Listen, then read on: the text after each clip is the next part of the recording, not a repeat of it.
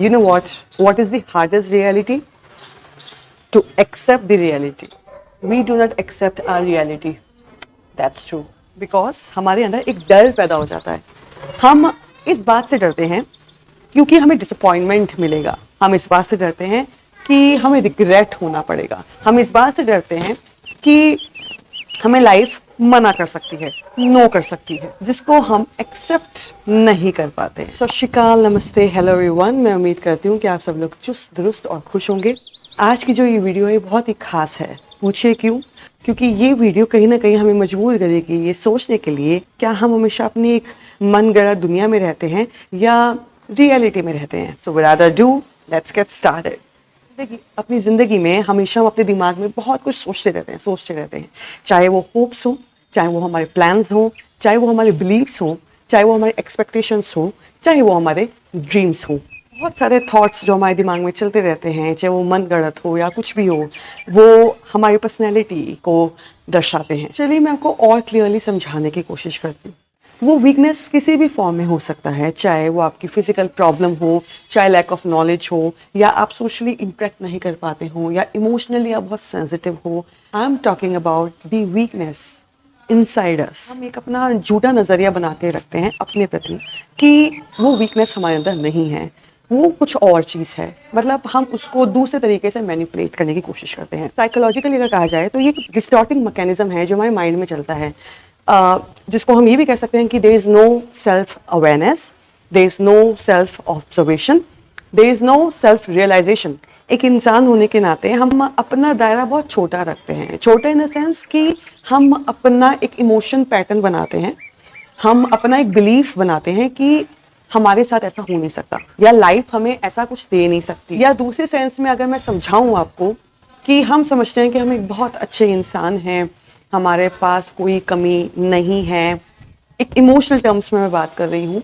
लेकिन when life gives you something bitter, कुछ ऐसी चीज़ जो आपको हजम नहीं हो रही है, कोई ऐसी चीज़ जो आपके लिए बहुत कड़वा महसूस हो रही है, तो आपके लिए उसको एक्सेप्ट करना बहुत मुश्किल हो जाता है. और ये जो डिस्टॉर्टिंग मैकेनिज्म की मैंने बात करी, ये पूरी तरीके से एक प्रैक्टिकल मैकेनिज्म है, लेकिन हम इसको पहचानते नहीं हैं. इट इज़ हाईली अनरिकॉग्नाइज्ड, या यूं कहूँ कि हम पहचानना नहीं चाहते हैं. एक बहुत बड़ा गैप होता है एक सच्चाई में, सच में, और सेल्फ इग्नोरेंस में.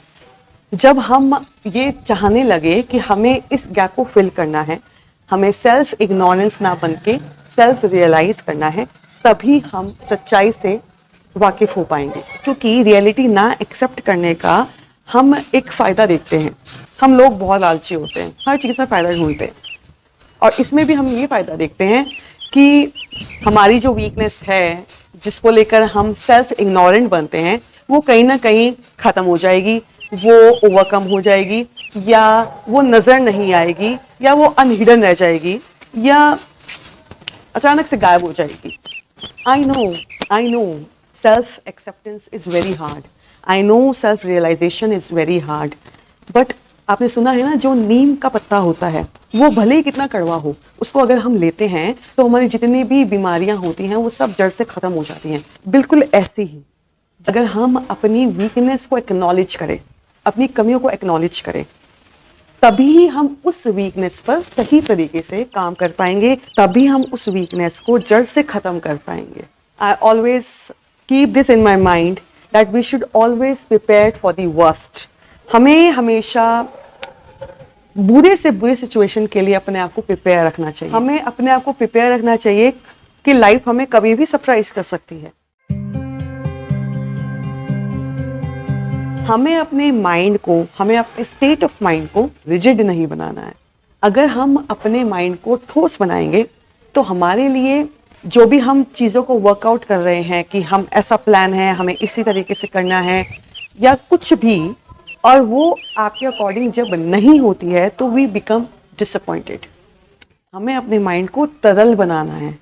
तरल का मतलब when we become fluid, when our mind become fluid, अगर सिचुएशन वर्कआउट नहीं करती है, then you are already mentally prepared for it. हमेशा खुद को ये एहसास दिलाते रहें, हमेशा खुद को ये रियलाइज कराते रहें, खुद को याद दिलाते रहें that nothing is permanent in this life. अगर जो भी समय है, चाहे वो अच्छा है या बुरा है, वो कभी भी निकल सकता है, right?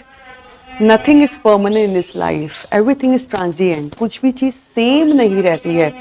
There is always a peak and a valley, peak and a valley. I don't understand कि हम उन चीज़ों पे तवज्जो इतना क्यों देते हैं जो हमारे कंट्रोल में नहीं है, और बेवजह हम खुद को स्ट्रेस्ड आउट फील कराते हैं। तो when the things are not under your control, don't get stressed out. It's totally normal when things are not under your control. At that time, just be patient and go with the flow. At the end of the day, मैं यही कहना चाहती हूँ कि अगर हम अपने weaknesses को, अपने difficulties को अगर accept कर लेते हैं, तो उस पर काम करना हमारे लिए बहुत आसान हो जाता है। क्या हम ये चाहेंगे कि हम अपनी ज़िंदगी में एक झूठा परसेप्शन लेकर, हम एक झूठा नज़रिया लेकर अपनी ज़िंदगी को ऐसे ही गुजार दें? क्या हम सच्चाई से रूबरू नहीं होना चाहते? इट्स अ हाई टाइम कि हम खुद को ऑब्जर्व करें, खुद की वीकनेसेस को ऑब्जर्व करें, सेल्फ रियलाइज करें, सेल्फ इग्नोरेंस को इग्नोर करें और उन पर काम करें। सच्चाई के साथ रूबरू ना होने का मतलब है कि हम खुद के साथ नाइंसाफ़ी कर रहे हैं, हम अपनी ज़िंदगी के साथ नाइंसाफ़ी कर रहे हैं। तो मैं समझती हूँ ये बहुत बड़ा एक गिफ्ट होगा जो हम खुद को देंगे। इसलिए accept the reality, only then you will be able to work on that reality. Thank you so much. मुझे उम्मीद है कि आपको मेरी ये वीडियो ज़रूर पसंद आई होगी।